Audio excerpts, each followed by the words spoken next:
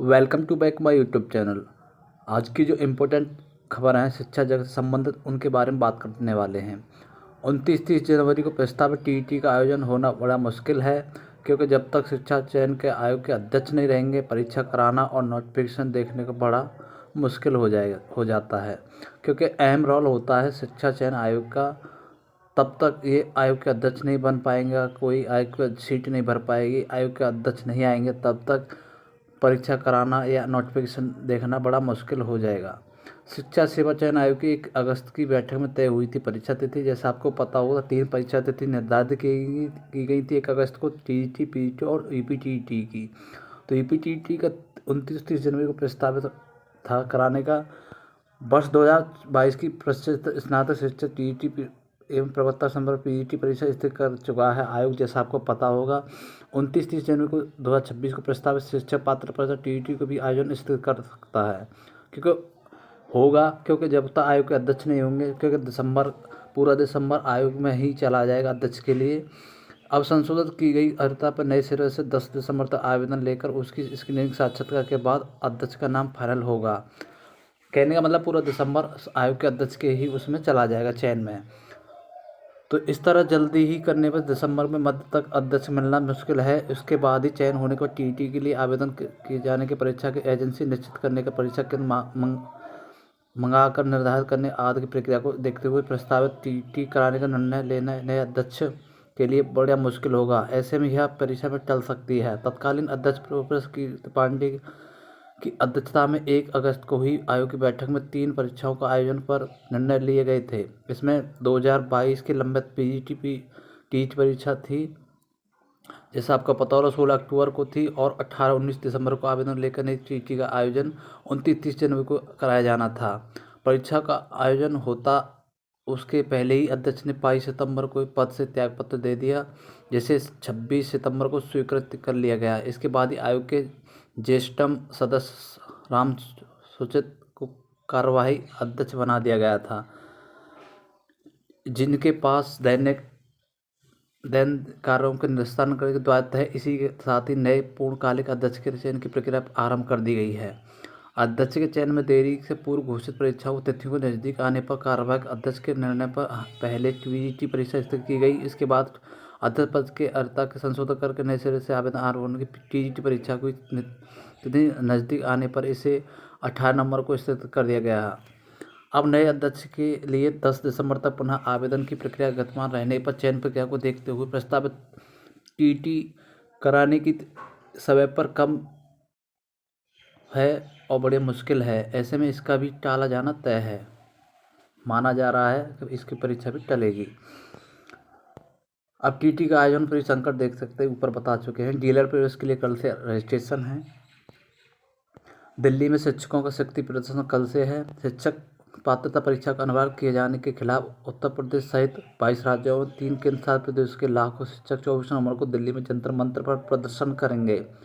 शनिवार को बहुत में से शिक्षक दिल्ली के लिए रवाना भी हो गए हैं। अखिल भारतीय शिक्षक संघ मोर्चा के राष्ट्रीय सह संयोजक अनिल यादव ने कहा है कि टीईटी कानून से 23 वर्ष के 10 लाख से अधिक शिक्षक प्रभावित हो रहे हैं। इनमें यूपी के करीब 1,86,000 शिक्षक हैं, जो प्रदेश के 12 शिक्षक संगठन इस धरने में शामिल होंगे। 25 नवंबर को दिल्ली में रामलीला मैदान में पुरानी पेंशन बहाली हुई यूनिफाइड पेंशन स्कीम को लेकर रैली भी की जाएगी। डीएलएड प्रवेश को कल से रजिस्ट्रेशन 23 दिसंबर को जारी हो गई। स्टेट मेरिट, जैसा आपको पता है डीएलएड एडमिशन के लिए अभी नोटिफिकेशन दिया गया था। प्राथमिक शिक्षा भर्ती के लिए अनिवार्य diploma in elementary education DElEd प्रवेश पत्र 24 नवंबर से प्रारंभ होंगे। शैक्षिक सत्र 2025-26 के लिए अभ्यर्थी ऑनलाइन पंजीकरण 24 नवंबर से 15 दिसंबर तक कर सकेंगे। इसमें प्रवेश के लिए अर्हता थी, लेकिन पिछले दिनों में हाई कोर्ट ने इंटरमीडिएट उत्तीर्ण शैक्षिक अर्हता के ऊपर प्रवेश लेने के लिए निर्देश दिए थे। शासन की ओर से जारी की गई समय सारणी के अनुसार उत्तर प्रदेश परीक्षा नियामक प्राधिकारी पीएनपी सचिव अनिल भूषण चतुर्वेदी ने आवेदन के संबंध में दिशा निर्देश जारी किए हैं। ऑनलाइन पंजीकरण के लिए सापेक्ष अभ्यर्थी 16 दिसंबर तक ऑनलाइन जमा शुल्क कर सकते हैं। 18 दिसंबर तक आवेदन का प्रिंट आउट ले सकेंगे। प्रक्रिया पूर्ण होने के बाद ही पीएनपी सचिव आवेदकों की मेरिट के आधार पर 22 और 23 दिसंबर को 23 दिसंबर को स्टेट रैंक का प्रकाशन करेंगे। वर्गवार शनिवार मेरिट के क्रम में राज्य के एवं निजी शिक्षण संस्थानों में आवंटित सीटों के सापेक्ष चयन के लिए अभ्यर्थी से 3 चक्र में संस्थानों का विकल्प लिया जाएगा। तो इसके लिए 24 नवंबर से आवेदन ऑनलाइन शुरू हो जाएंगे, आप आवेदन कर सकते हैं। एडेड जूनियर हाई स्कूल में शिक्षक भर्ती के आवेदन 24 नवंबर से 1262 शिक्षक 253 प्रधानाध्यापक होंगे और 2021 से लंबित भर्ती प्रक्रिया भी होगी पूरी। अशासकीय सहायता प्राप्त एडेड जूनियर हाई स्कूल में शिक्षक प्रधानाध्यापक के 1515 पद पर हुई परीक्षाओं के आधार पर नियुक्ति के लिए 24 नवंबर से ऑनलाइन आवेदन लिए जाएंगे। इसमें 253 प्राध्यापक और 1262 शिक्षकों के पद शामिल हैं। इसके लिए परीक्षा वर्ष 2000 में कराई गई थी और परिणाम 6 सितंबर 2022 को जारी हुआ था। बेसिक शिक्षा निदेशक प्रताप सिंह ने आदेश जारी कर दिए हैं कि उत्तीर्ण हो चुके अभ्यर्थियों की वेबसाइट पर 14 दिसंबर तक आवेदन कर सकेंगे। चयन सूची 23 दिसंबर को जारी होगी। 24 से 30 दिसंबर तक विकल्प लेकर 10 जनवरी तक बेसिक अधिकारी जिला आवंटन सहित चयन सूची भेज सत्यापन करेंगे। प्रबंधकों को आवंटन सूची 20 जनवरी को भेजी जाएगी। प्रबंधक नियुक्ति प्राधिकार 23 जनवरी तक नियुक्ति पत्र देंगे। कार्यवाहक 15 फरवरी तक ग्रहण करवाया जाएगा। तो इसके लिए साथियों जो 2021 भर्ती है उसको 24 नवंबर से आवेदन लिए जाएंगे। केवीएस और नवोदय विद्यालय परीक्षा 10 और 11 जनवरी को कराई जाएगी। केंद्रीय विद्यालय संगठन नवोदय विद्यालय समिति में विभिन्न शिक्षक और गैर शिक्षक पदों पर नौकरियों के लिए परीक्षा तारीख आधिकारिक रूप से घोषित कर दी गई है। पहले चरणों की लिखित परीक्षा 10 और 11 जनवरी को 2026 को होगी। आवेदकों को उनका परीक्षा स्थान तिथि शहर एडमिट कार्ड उनके लॉगिन समय पर उपलब्ध कराया जाएगा।